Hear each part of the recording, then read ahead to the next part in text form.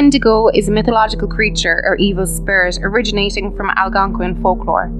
The concept of Wendigo has been widely used in literature and other works of art, such as social commentary and horror fiction. The Wendigo is often said to be a malevolent spirit, sometimes depicted as a creature with human-like characteristics, which possesses human beings.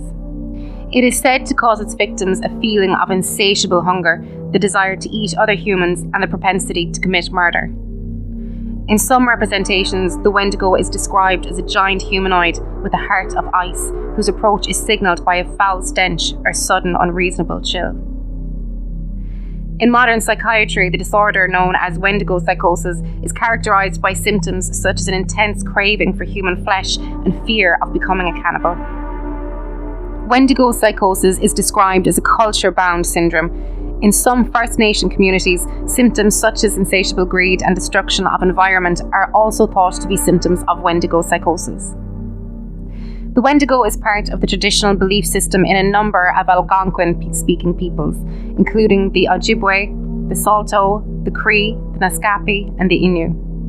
Although descriptions can somewhat vary, common to all these cultures is the view that the Wendigo is a malevolent, cannibalistic, supernatural being. They were strongly associated with winter, the north, coldness, famine, and starvation. Basil H. Johnson, an Ojibwe teacher and scholar from Ontario, gives a description of a Wendigo. The Wendigo was gaunt to the point of emaciation, its desiccated skin pulled tightly over its bones. With its bones pushing out against its skin, its complexion the ash grey of death, and its eyes pushed back into their sockets. The Wendigo looked like a gaunt skeleton, recently disinterred from the grave. What lips it had were tattered and bloody, unclean and suffering from suppuration of the flesh. The Wendigo gave off a strange and eerie odour of decay and decomposition, of death and corruption.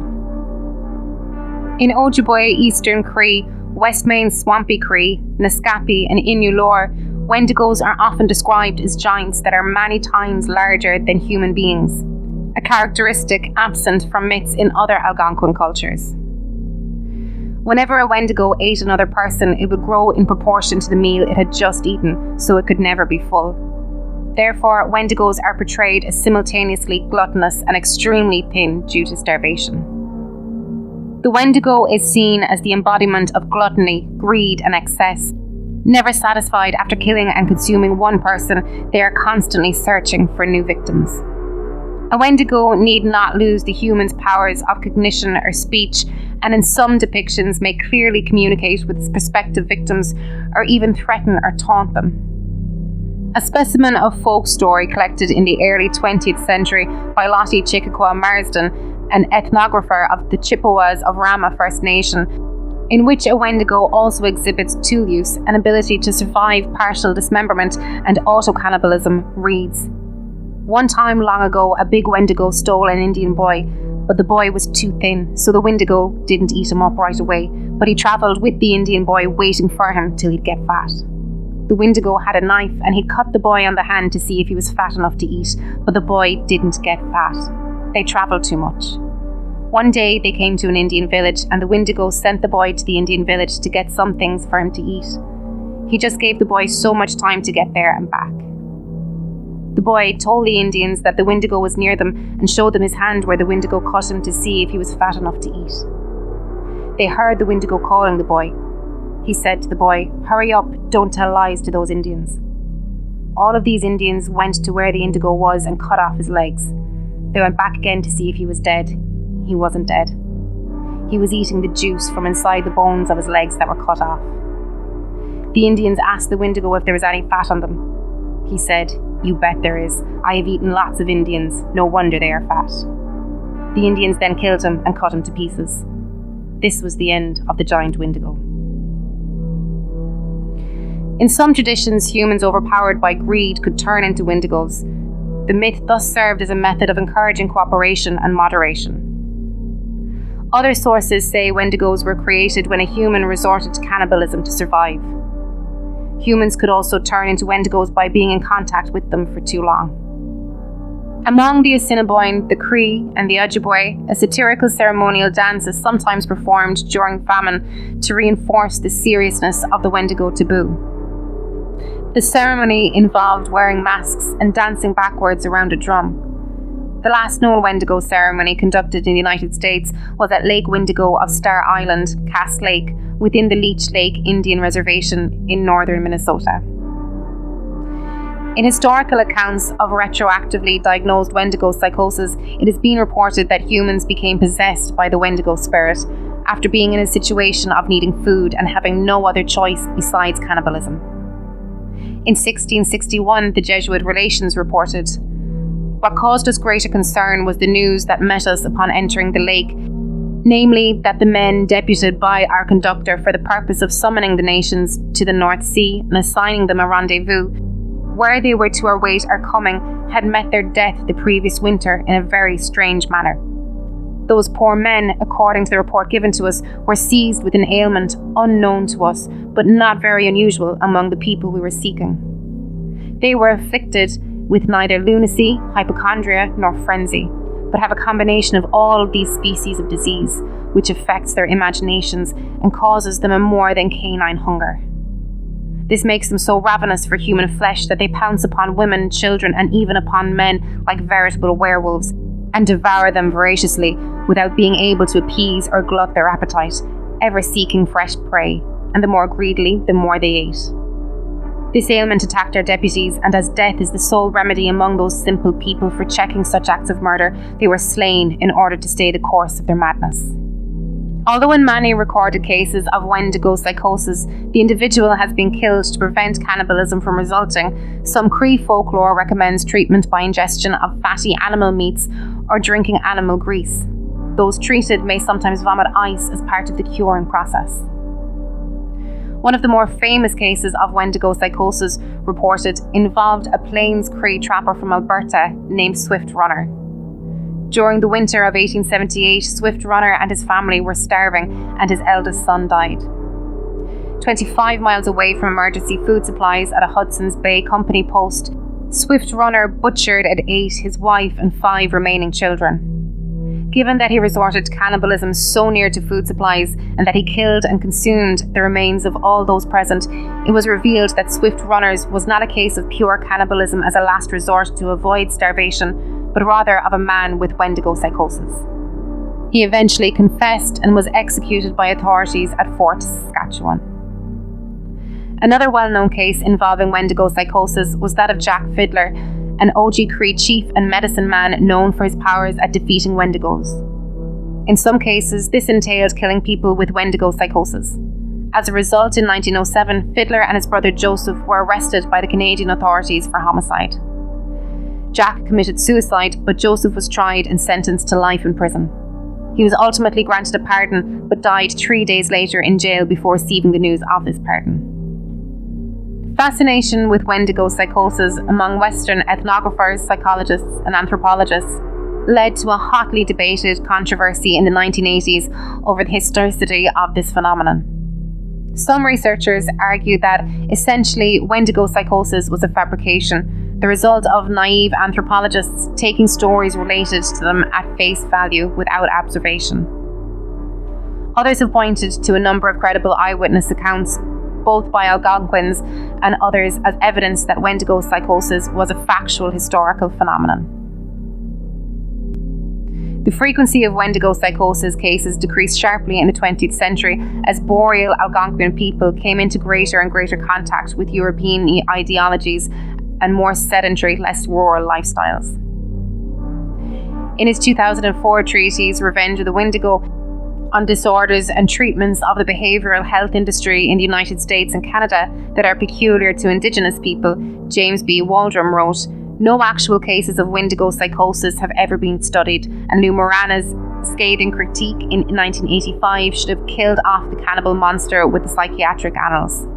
The Wendigo, however, continues to seek revenge for this attempted scholarly execution by periodically duping unsuspecting passerbys, like psychiatrists, into believing that Wendigo psychosis not only exists, that a psychiatrist could conceivably encounter a patient suffering from the disorder in his or her practice today.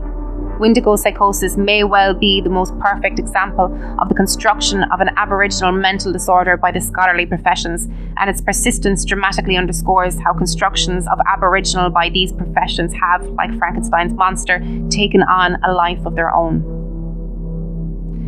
The 10th revision of the International Statistical Classification of Diseases and Related Health Problems classifies Wendigo as a culture-specific disorder, describing it as rare historic accounts of cannibalistic obsession.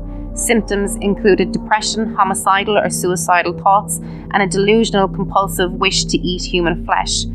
Some controversial new studies question the syndrome's legitimacy, claiming cases were actually a product of hostile accusations invented to justify the victim's ostracism or execution.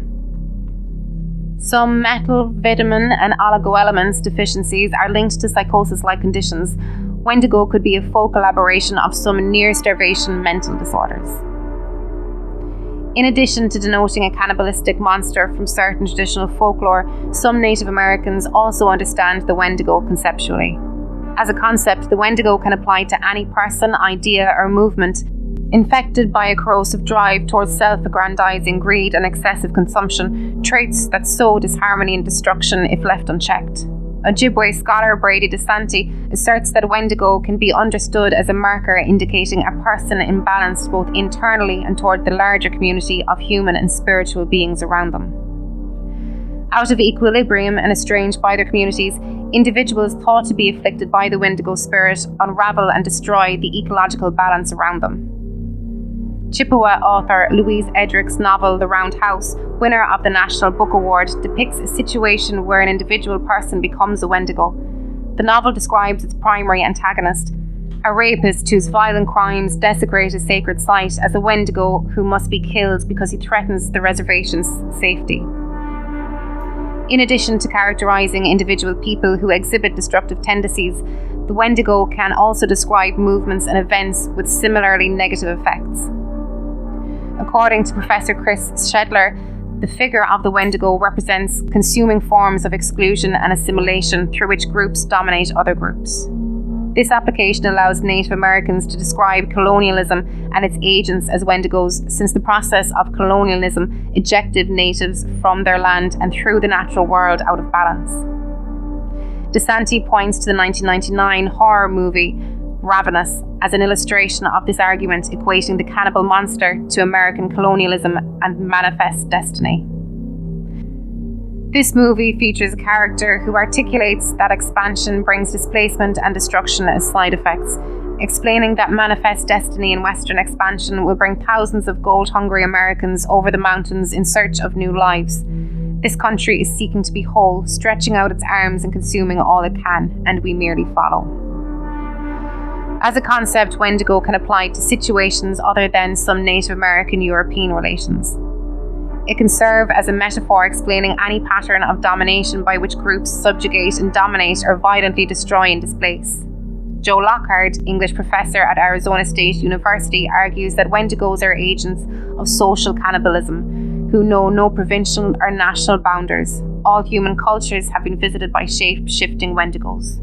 Their visitations speak to the inseparability of human experience. National identity is irrelevant to this borderless horror. Lockhart's ideas explain that Wendigos are an expression of a dark aspect of human nature, the drive toward greed, consumption, and disregard for other life in the pursuit of self-aggrandizement. Romantic scholar and documentarian Emily Zarka, also professor at Arizona State University, observes that two commonalities among the indigenous cultures of Algonquian language family speakers are that they are situated in climes where harsh winters are frequent and may be accompanied by starvation. She states that the Wendigo symbolically represents three major concepts. It is the incarnation of winter, the embodiment of hunger, and the personification of selfishness.